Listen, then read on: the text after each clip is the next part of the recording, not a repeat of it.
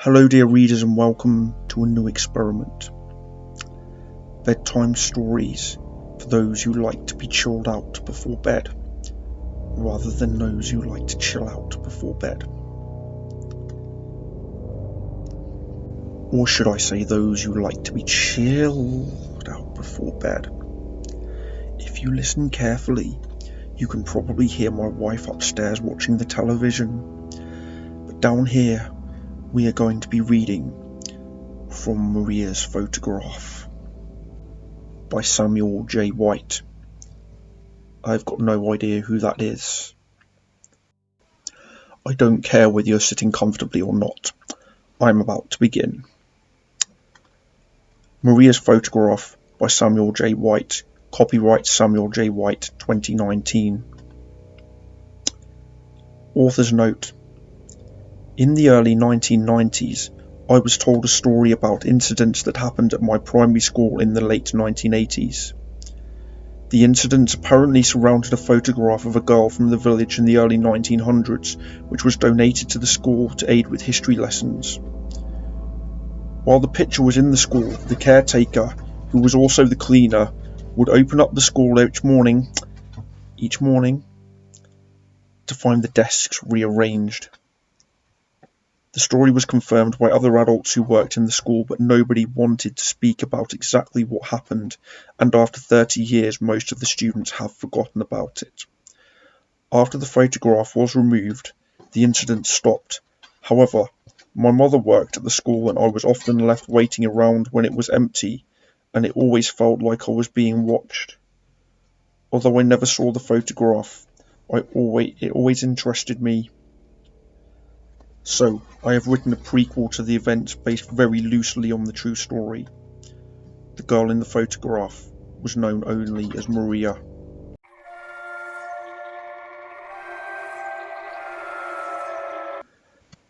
Chapter 1. The eyes that looked back at me from the mirror were not my own. I shrieked and shook in surprise as they seemed to pierce my mind. The familiar face of the as yet unknown child spoke to me almost telepathically. She only said one simple phrase, but it stuck in my head like glue. Mary has found her. I opened my eyes to the darkness. Beads of sweat ran down my face. Heart thumping in my chest. Where was I? Unable to see, I felt and searched the bed for my husband to see if he could comfort me, but there was no sign of him. Feeling my way along the wall, I found the light switch and flicked it on. It flickered into life with a crackle and I found myself in a dark room with nothing but a bed, a wardrobe and a dressing table. I took a moment to engage my brain and realised that I was in my new home. It was a new start, a new job, a new way of life. A new way of life without my husband, but then sadly I rarely got the chance for a life with him when he was there. Something was making a noise, a slow, haunting tune. Poor Mary sits a-weeping. It came from a small music box on the dressing table. I remembered now that I had wound it up to try and help myself drift off to sleep. It had now run down and was making the tune slow and eerie, causing my skin to quiver. My only company that night came in the form of two photographs. One was my husband, the other was a faded photograph of that strange, nameless child. It was that nameless child that had just visited me in my sleep. Her eyes looked at me as though she stared out at the camera. It was like she had some sort of illness. But without knowing her history, I couldn't make a valid guess at what it was. It was the sight of her face in that mirror that had awoken me from a dream. I had been on a farm, by a lake. I had that music box, the same one that played the tune which I had awoken to. It was my favourite tune, because I could relate to Mary and her lack of a playmate. I was not allowed to play with other children, because I was doing differently from them. It had been a peaceful yet sad dream, harking back to a childhood that was not mine. As we often did. What had awoken me in such a sweat was the sight when I investigated the mirror of the music box. It was not my face. It was hers. It was her dream.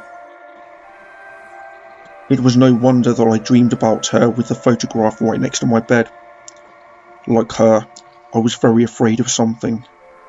As my eyes adjusted to the light, hers in the photograph met with mine in the world of the living. As though she was trying to tell me something. I had somehow spilled a box of matches across the dressing room table under her frame. The matches had fallen in such a way that they spelt out a single 4-letter word. Hell. Pretty frightening, right? That's actually what the book says. So who was the girl? Why did I have her photograph? And why would she be by my bed? My new home came with my new job. When I opened the country cottage I was to call home, she was sat there in her frame on the kitchen table, waiting to welcome me to my new life. I'd never been to Norfolk before, and suddenly I was living there. I travelled up from Essex that morning, leaving my home where my husband and I had planned to raise our children. I left the job in a school where I'd taught since I left teaching college to work in a small primary school in the village that I'd seen only named in an application form. Norringsham. Who named a village that? It was the Anglo-Saxons, of course, but the name sounded like some sort of animal eating something. Why did a young woman move here on her own, you might ask? Well, the answer was simple. I could not stay knowing that my husband was not coming back. Most of our early marriage was ruined by this thing that happened in the early 1940s. It was called the Second World War. You might have heard of it. On the day our troops finally won the war, tragedy hit me. I had just stepped out of the door to join everyone celebrating in the streets when I was met by a boy, one of my former pupils. He was a telegram boy, and in his hand he held a note, which I did not want to even read. Aged just 25, I was widowed. For a year I struggled on alone in the place we had planned to spend our lives. Everyone and everything reminded me of what I lost. Not all, but many of the women in the village got their husbands and partners back and went on to live their lives. Not me though, and by Christmas of 1945, I knew I could not stay here anymore and opted for a new life.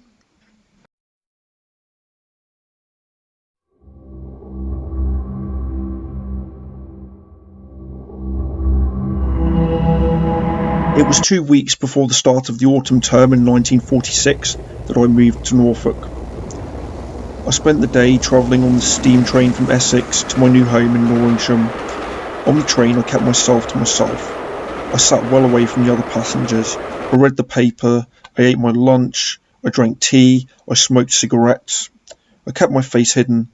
I didn't want to speak to anyone. The nearest train station was in the neighbouring village of Buxton, but I got a taxi from Norwich station to take me to my new home. The village was deep in the Norfolk countryside, split into upper and lower parts. My quaint little cottage was in the upper village, a good couple of miles from the school where I was to work. After fetching a bucket of water from the well, I made a cup of tea. Yes, running water had not quite made it to that part of the village. I sat in the chair reading a letter from the headmaster of the school, welcoming me to the village and inviting me to meet with him that evening. It was the sudden screech of the whistle from the kettle boiling on the gas stove that caused me to stand back and kick the table. I hadn't even noticed the picture which had been placed on the letter to hold it down. It was only when I sat back down in the armchair with my cup of tea and picked up the matches to light up a cigarette that I noticed something. The matches that had fallen from the packet were pointing in an arrow shape towards the centre of the table. It was almost like somebody had arranged them like that, as though they wanted to draw my attention to the thing the arrow was pointing at. It was the photograph of the young girl. It was nicely mounted in a gold wooden frame. Once loved, it was now a little worn and scratched, but it was the picture, not the frame, that intrigued me. From the limited knowledge I had of historical clothing, I would say it was Edwardian. At the time of writing, Edwardian times were over 100 years ago, but back then it was not so long ago. so I would say about 40 years old. It was black and white, as all photographs were back then. There seemed to be something wrong with the child. Her head was a little misshapen. Her eyes, though, they felt as though she was peering through the glass at me, as if, no, surely the matches pointing in the arrow were just a coincidence. A photograph couldn't make things move. I wondered if she once lived here in this sweet little cottage. She must be older now. My age, no, older. I was 26, if I haven't said that already. I could not take my eyes off of hers the whole time I sat there smoking and drinking my tea. Even when I put her back down on the table, I could not stop looking at her. I walked out of the door backwards, my eyes still on hers. And there, my dear readers or listeners, ends Chapter 1 of Maria's photograph. We hope you're excited for Chapter 2, which will commence immediately if it's already been recorded.